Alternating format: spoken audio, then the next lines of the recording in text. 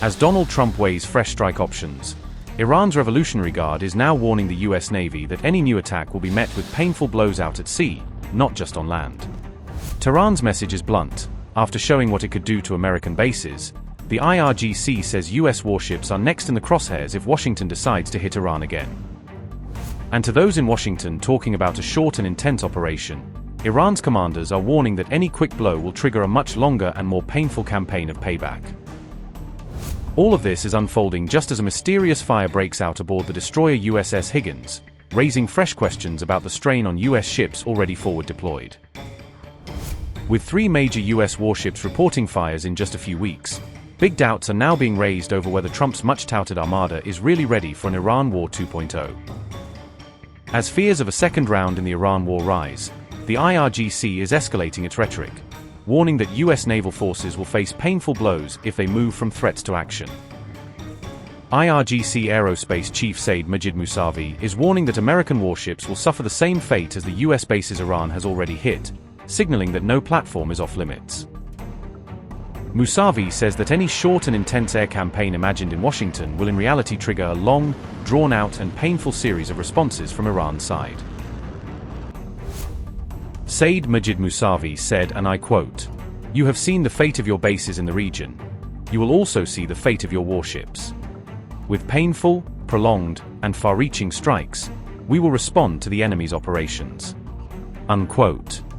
These warnings are landing just as reports say Trump has been briefed on fresh strike plans against Iran, including new options from his commanders.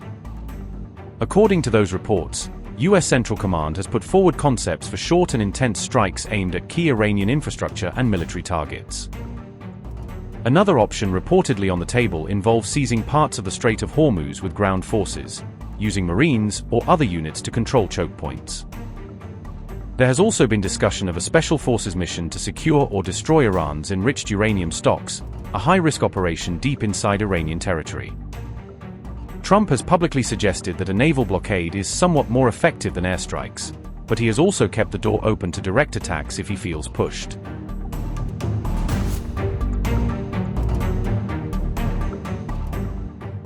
Earlier statements from Tehran have stressed that Iran is fully prepared to respond to any US surprise attack, claiming that its forces are on constant alert and expecting escalation. A senior officer from the Islamic Revolutionary Guard Corps Navy declared that his force stands ready to confront any fresh escalation, vowing to use what he called surprise tactics against US assets at sea. Mohammad Akbarzadeh, the IRGC Navy's deputy for political affairs, delivered the remarks on April 28 in the southern port city of Minab, making clear that Tehran wants its deterrent message heard well beyond the Gulf. Mohammad Akbarzadeh said, and I quote, "In the event of any fresh military action by the United States against Iran, the IRGC Navy will deploy its new capabilities. Navy would employ its new cards, including in the field of smart targeting, and will set the massive vessels of the criminal regime ablaze with its fury and take them out of operation.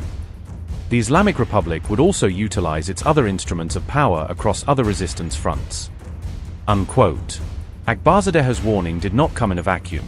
It was issued against a backdrop of simmering tensions involving both the United States and Israel, with recent clashes still fresh in memory. He declared that if the US were to make any new military move, the IRGC Navy would respond by deploying its latest capabilities, hinting at upgraded weapons, sensors, and targeting systems. According to Akbarzadeh, such operations could inflict severe damage on what he referred to as enemy assets, potentially disabling major vessels or key infrastructure in any new confrontation. His warning followed a series of confrontations in which Iranian forces had already carried out retaliatory strikes, reinforcing Tehran's message that further action by Washington or its allies will not go unanswered.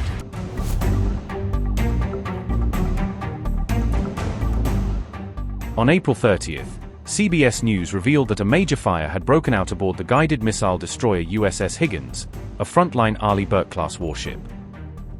Officials say no injuries have been reported so far, but they have released almost no detail on where the blaze started or how serious the damage really is. Commanders have also declined to say exactly where in the theater the Higgins was operating when the fire began, adding to the mystery around the incident.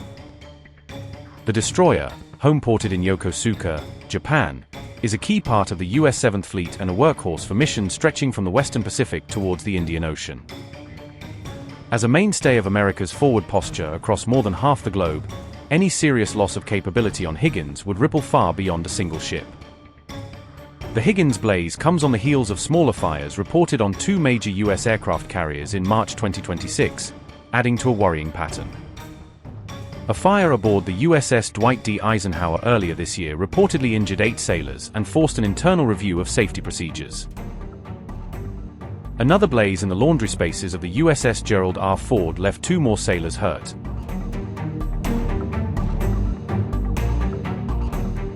Navy officials now say the Ford and its strike group are expected to depart the Middle East soon, a move that may be tied to both rotation plans and the need for further checks. Taken together, 3 separate ship fires in a short span are raising scrutiny on the readiness of U.S. vessels operating under wartime tempo, just as Iran is threatening to test them again at sea.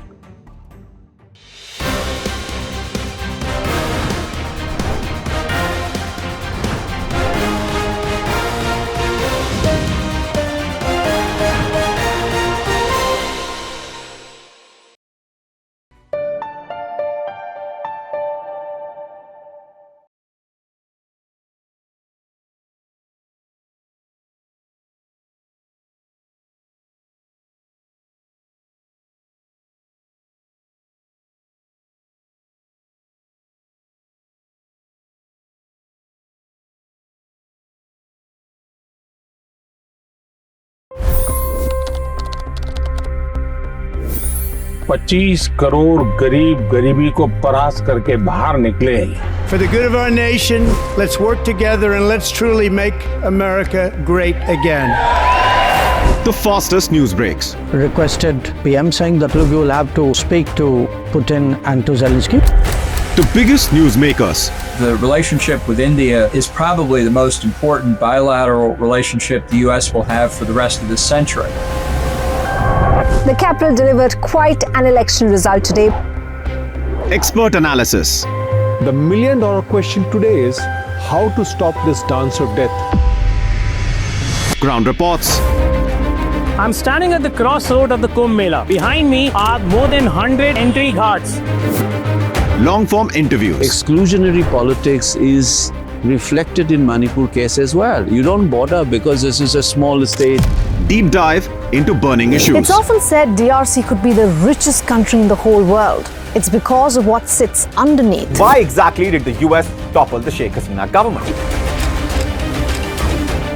HD videos. We don't just break news, we break it down.